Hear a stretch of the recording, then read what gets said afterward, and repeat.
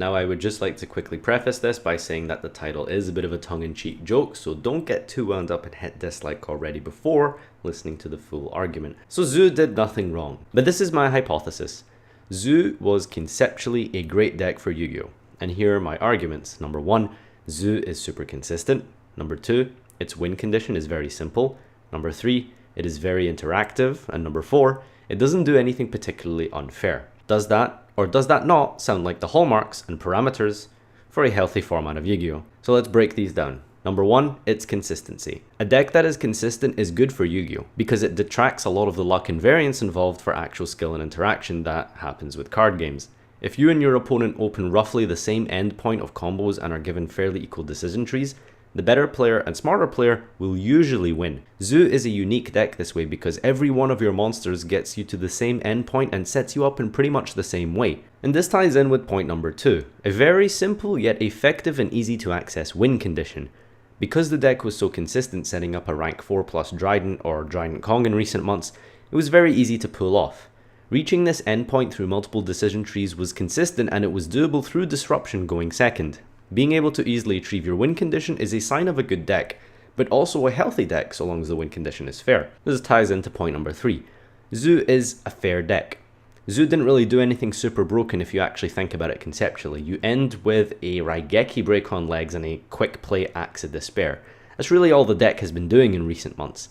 That doesn't sound like a lot, but in practice that's strong because 90% of your hands end on this same win condition with a lot of defensive cards protecting it.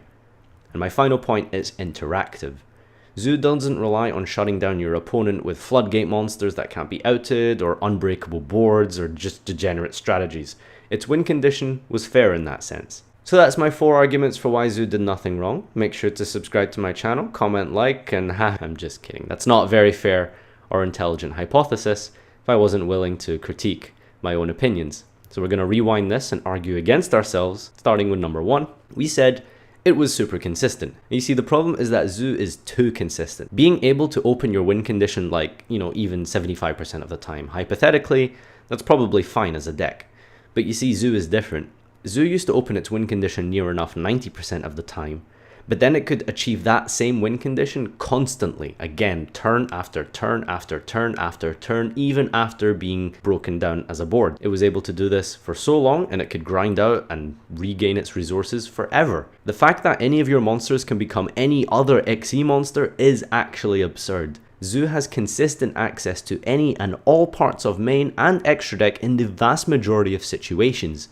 The fact that I can lose my board and then rebuild it again next turn with a single normal summon of any Zhu monster, and then search for another Zhu monster for next turn, and then potentially make a rank 4 in the process like in previous formats, then reattach stuff from the grave, and then draw cards with Zodiac combo, that is actually insane. And number 2, we said that the win condition is simple and effective. And this argument sort of links into the previous point. Sure, Zhu's win condition isn't particularly game-breaking. Dryden plus a rank 4 or Kong depending on the format with a trap or 2, and then again it can even OTK potentially sometimes. That's not very spooky. But like we said, the fact that it can do this turn after turn after turn, that is what it made its win condition super strong and potentially overpowered. And number 3, we said it was fair.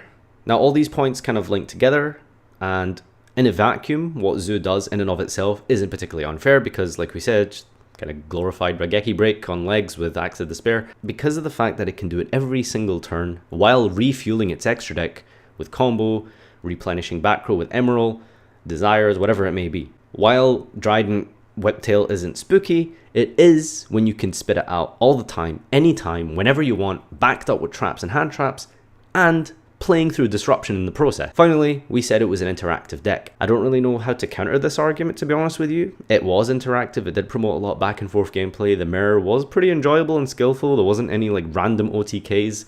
It had a lot of interesting deck building components to it and formats. If you have a strong counter argument to this, I'd love to hear it though. Personally, I'm just a bit indifferent. I think Zhu, overall, for the most part, was good for the game. It was a fun deck, the mirrors were pretty decent. For me personally, it's just time to move on and try something new. But there you have it.